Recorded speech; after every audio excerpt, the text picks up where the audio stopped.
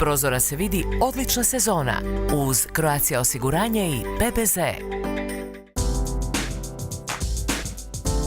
S obzirom na sve veću popularnost Imotske krajine, posla preko glave imaju i mali iznajmljivači.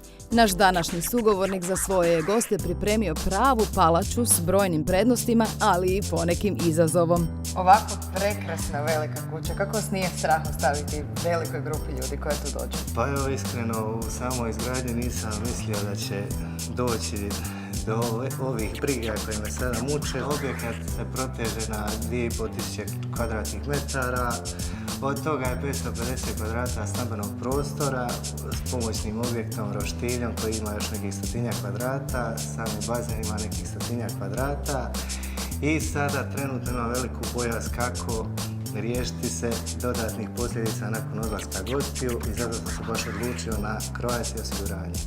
Prve grupe gostiju koje su dolazile bile su uglavnom obitelji, evo sada imam problem da mi dolazi grupa Njemaca od 20 do 25 godina i sad smo prvi puta baš trebam Croatia osiguranje da mi pomogne za neželjene štete.